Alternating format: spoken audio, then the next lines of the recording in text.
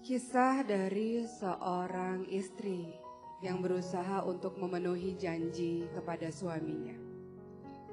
Aku adalah seorang wanita yang dijodohkan oleh ibuku untuk menikah dengan seorang pria yang tidak aku cintai sebenarnya.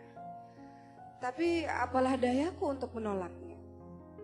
Bahwa aku dan keluargaku memang memiliki kekurangan dalam finansial dan laki-laki itu bisa memenuhinya.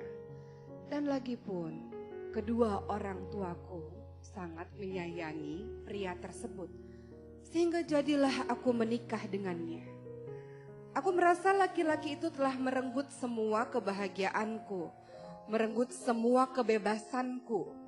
Maka ketika aku menikah dengannya, dan aku paham betul betapa dia sangat mencintaiku, maka aku pun menjadi istri yang seenaknya saja. Aku bersikap manja terhadapnya dan suamiku itu selalu memenuhi semua permintaan-permintaanku. Ketika kami bertengkar, suaraku selalu yang lebih tinggi daripada suamiku dan suamiku itu patuh-patuh saja terhadapku. Aku tidak pernah memikirkan bagaimana makannya, aku tidak pernah melayani kesehariannya, tapi aku tahu dia tetap saja mencintaiku. Aku sangat benci dengan keteledorannya. Ia seringkali meletakkan handuk yang basah di atas tempat tidur. Dan aku benci itu. Dia senantiasa meletakkan sendok yang kotor di atas meja makan dan aku benci itu. Dia senantiasa menggunakan laptopku dan lupa untuk menutupnya dan aku benci itu. Semua hal yang dia lakukan aku tidak suka. Dan aku tidak pernah mau memiliki anak dari dirinya. Maka setiap hari aku pun meminum pil agar aku tidak memiliki anak darinya. Namun suatu ketika aku terlupa untuk meminum pil tersebut. Dan ketika 4 bulan kemudian dan aku memeriksakan diri ke dokter, aku dinyatakan telah positif hamil dan mengandung anak kembar pula. Aku pun lantas marah kepada suamiku. Kenapa dia tidak mengingatkan aku untuk meminum pil tersebut? Ternyata suamiku ini sangat menginginkan seorang anak. Aku meminta kepada dokter untuk menggugurkan kandunganku tersebut karena aku tidak sudi mendapatkan anak dari dirinya. Namun dokter sama sekali tidak mau untuk menggugurkan kandunganku tersebut. Dan dengan terpaksa pun aku mengandung dan melahirkan anak dari dirinya tersebut. Suatu ketika seperti biasa aku bangun siang dan itu sudah terjadi setiap hari. Anak-anakku sudah beranjak memasuki usia 8 tahun, mereka tengah sarapan bersama ayahnya. Dan seperti biasa ayahnya yang menyiapkan sarapan untuk mereka. Dan pada hari itu suamiku menciumiku, memelukku, membuat anak-anak tertawa dan menggoda kami. Dan apa yang terjadi ketika itu? Aku ini adalah seorang istri yang memang di rumah saja. Aku tidak mengurusi pekerjaan rumah tangga karena sudah ada asisten rumah tangga.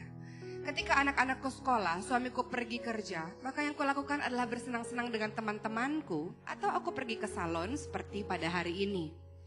Aku pun pergi ke salon dan kemudian ketika aku selesai untuk mempercantik diriku, aku mencari-cari dompet di tasku.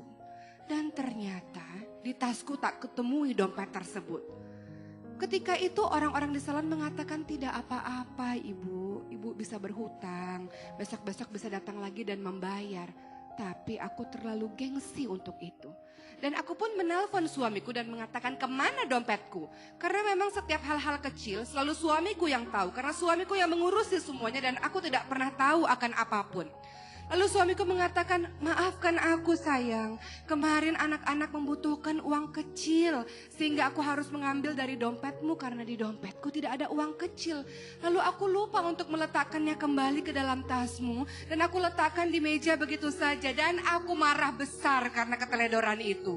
Aku benci sekali dengan suamiku gara-gara dia dompetku ketinggalan dan gara-gara dia pula aku harus menunggu lama di salon untuk menunggu kehadirannya. Suamiku mengatakan, wahai istriku, tenang ya sayang, sebentar lagi aku pulang kerja, aku akan ambil dompetku di rumah dan aku akan mengantarkan dompet itu ke salonmu. Kamu tunggu sebentar di situ, kata suamiku. Dan aku langsung mematikan telepon begitu saja. Aku benci sekali dengannya. Seharusnya dia mengikuti semua kemauanku. Seharusnya dia menyiapkan semua kebutuhanku. Tapi kali itu dia lagi-lagi teledor. Dan aku marah. Aku pun menunggu menit demi menit.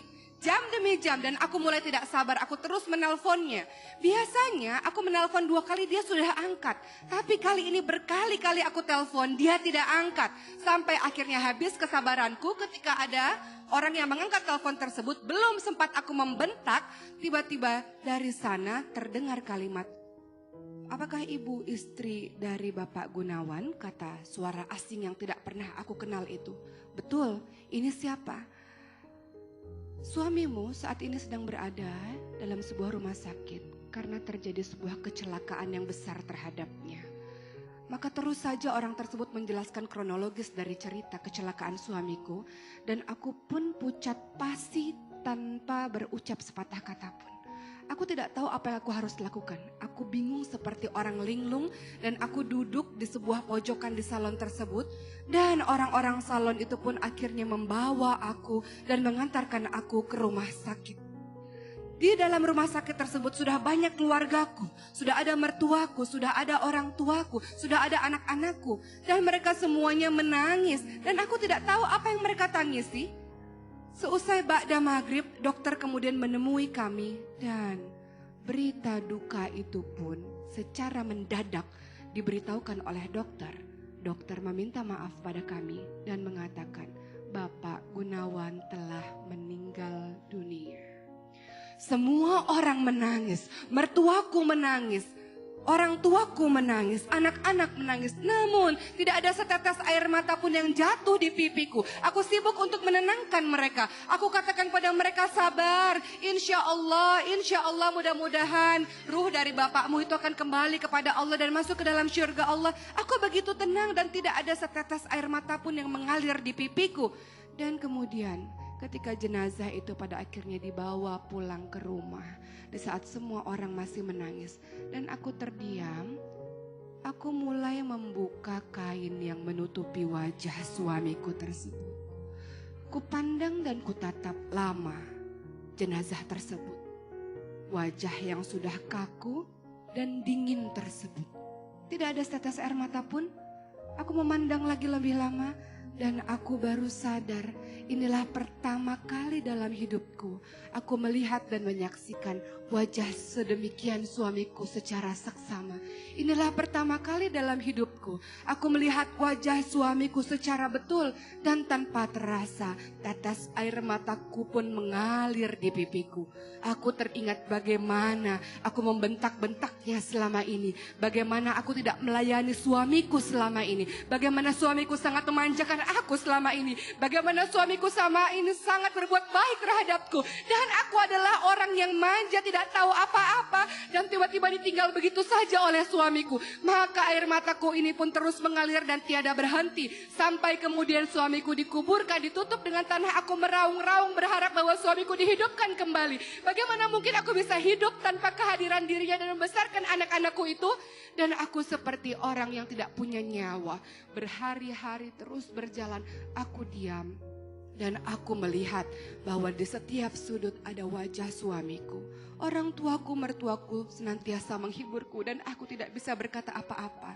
Satu-satunya kalimat yang aku katakan adalah aku ingin suamiku datang dan kembali ke sini menghadapku, kembali lagi bersamaku di sini. Dan aku tidak tahu bagaimana menjalankan kehidupanku tanpa kehadirannya. Karena aku tidak pernah tahu apa-apa, aku sangat bergantung pada suamiku. Namun apa yang terjadi beberapa hari kemudian, ada seseorang datang. Ibuku dan notaris datang dengan membawa sebuah kabar bahwa aku tidak perlu khawatir. Ternyata suamiku sudah menyiapkan semuanya untuk masa depan aku dan anak-anak. Dan sebuah surat yang berisi kalimat, berjanjilah padaku wahai istriku yang manja, untuk menjadi seorang ibu yang baik untuk anak-anak, untuk menjadi seorang istri yang mandiri. Maafkan aku karena telah pergi terlebih dahulu, tapi aku berharap engkau bisa berdiri tegak untuk membesarkan anak-anak. Berjanjilah padaku seperti itu, istriku yang manja, istriku yang sangat